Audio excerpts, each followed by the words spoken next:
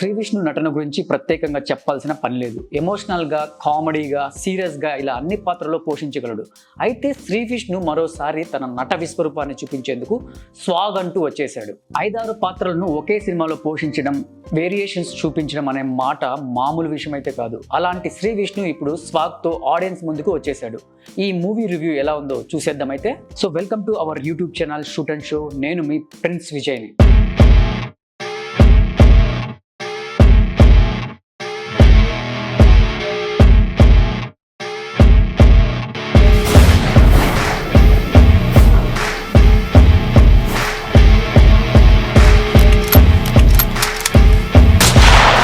ఇక కథ విషయానికి వస్తే ఎస్ఐ భవభూతి అంటే మన హీరో శ్రీ విష్ణు భార్య రేవతి అంటే మీరా జాస్మిన్ అన్నమాట గర్భవతిగా ఉన్నప్పుడు ఇంటి నుంచి వెళ్ళిపోతుంది. భార్య దూరం కావడంతో ఎస్ఐ భవభూతి మొరటు మనిషిగా, స్త్రీ ద్వేషిగా మారుతాడు. రిటైర్మెంట్ ఏజ్ లో ఉన్న అలాంటి భవభూతికి ఒకసారి అయితే లేఖ వస్తుంది. అదేంటంటే స్వాగనిక వంశ వారసుడివి అంటూ ఒక లేఖ వస్తుంది. వంశ వృక్ష నిలయంకు వెళ్తే నిధి దొరుకుతుందని అందులో ఉంటుంది. దీంతో ఎస్ఐ భవభూతి వంశ వృక్ష నిలయానికి వెళ్తాడు. అక్కడ చిట్ట చివరి వారసుడైన యయాతి అంటే మళ్ళీ ఇంకొక శ్రీ విష్ణు అనమాట రూపమే భవభూతికి ఉంటుంది. కానీ ఇంటి పేరు, తండ్రి పేరు మాత్రం సరితూగదు. దీంతో తాను స్వాగనిక వంశానికి చెందిన వాడే అని నిరూపించుకోవాలని అనుకుంటాడు. మరోవైపు సింగ అంటే ఇంకొక విష్ణు తన తండ్రి ఎవరో తెలియని కారణంతో అవమానాలు ఎదుర్కొంటాడు.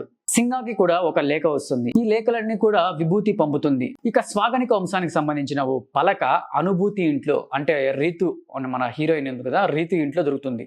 దీంతో అసలు వారసులు ఎవరు అనేది గందరగోళంగా మారుతుంది.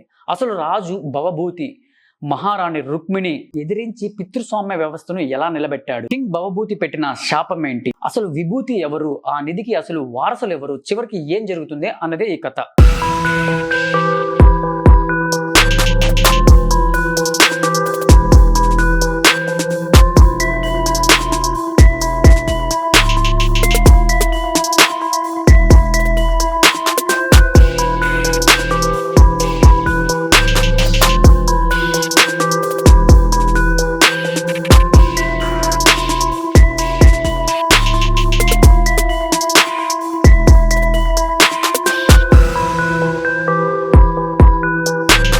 స్వాగ్ పాయింట్ చాలా చిన్నది. లింగ సమానత్వం గురించి చెప్పే ఒక పాయింట్ ఈ స్వాగ్ మూవీ. ఇలాంటి పాయింట్ చెప్పేందుకు కాస్త గట్స్ కూడా కావాలి. కాస్త అటు ఇటు చెప్పినా కూడా తేడా వచ్చేస్తుంది. మరి ముఖ్యంగా ఎమోషనల్ పాయింట్లతో అలాంటి కాన్సెప్ట్ ను టచ్ చేయాల్సి ఉంటుంది. ఇది వరకు కాంచన, రీసెంట్ గా వచ్చిన సారంగదియలో ఇలాంటి పాయింట్ నే టచ్ చేశారు. ఇందులో కూడా లింగ వివక్ష మీదే ఉంటుంది, కానీ దాని ట్రీట్మెంట్ పూర్తిగా భిన్నంగా ఉంటుంది. అసిత్ గోలీలో తెలుగు మీద పట్టుండే వ్యాకరణం గురించి అందరికీ తెలిసిందే, అంటే మన డైరెక్టర్ గురించి. అసిత్ గోలీ స్వాగ్ మూవీని చాలా లేయర్లుగా తిప్పి చూపించాడు. లింగ సమానత్వం అనే సింపుల్ కాన్సెప్ట్ ను చాలా సింపుల్ గా తీసి ఉండొచ్చు, కానీ చాలా లేయర్స్ ని స్క్రీన్ ప్లే డిఫరెంట్ స్టైల్లో తెరకెక్కించాడు.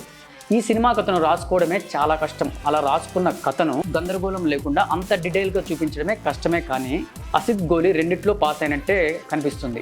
ఇలాంటి కథకు అసిత్ గోలీ రాసుకున్న కథనం కొందరికి ఆసక్తికరంగా అనిపించవచ్చు, ఇంకొందరికి గందరగోళంగా కూడా అనిపించవచ్చు, మరికొందరికి కొన్ని చోట్ల సిల్లీగా కూడా అనిపించవచ్చు. కానీ రైటర్ మేకర్గా అసిత్ గోలీ మాత్రం మెప్పిస్తాడు ఈ సినిమాలో.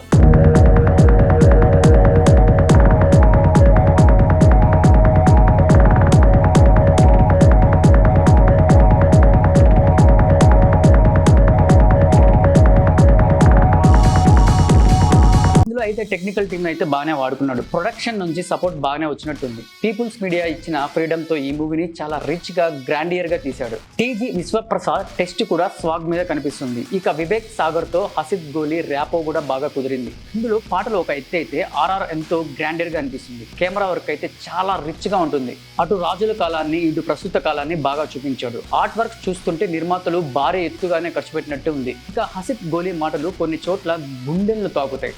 చాలా చోట్ల అసిత్ గోలీ టైమింగ్ కామెడీ కూడా బాగా వర్కౌట్ అయింది. అసిత్ గోలీ ఫస్ట్ హాఫ్ అంతా కామెడీని నమ్ముకున్నాడు అనిపిస్తుంది. గోపరాజు రమణ, రవిబాబు ట్రాక్, భవభూతి ట్రాక్ ఇలా అన్నీ కూడా బాగుంటాయి. ఇంటర్వెల్ కి ట్విస్ట్ అనేది ఒకటి వస్తుంది, అదిరిపోతుంది. శ్రీ విష్ణు మరో ఎంట్రీలో విజిల్స్ పడతాయి. అలా సెకండ్ హాఫ్ కు కథ పూర్తి ఎమోషనల్ గా టర్న్ తీసుకుంటుంది. అక్కడే కథ చాలా స్లో అయిన ఫీలింగ్ కూడా వస్తుంది. కానీ శ్రీ విష్ణు మాత్రం తన భుజాల మీద ఈ చిత్రాన్ని మోసాడు. ఒక సినిమాలో ఇన్ని రకాల వేరియేషన్స్, ఇన్ని రకాల గెటబులతో కనిపించి మెప్పించడం అంటే మామూలు విషయం అయితే కాదు. శ్రీ విష్ణు మాత్రమే ఇలాంటి సినిమాలను, ఇలాంటి పాత్రలను చేయగలడని మరోసారి ఆడియన్స్ చేత ప్రశంస వసూలు దక్కించుకునేలా చేశాడు. కేవలం శ్రీ విష్ణు యాక్టింగ్ వేరియేషన్స్ కోసమే ఈ సినిమాను చూడొచ్చు.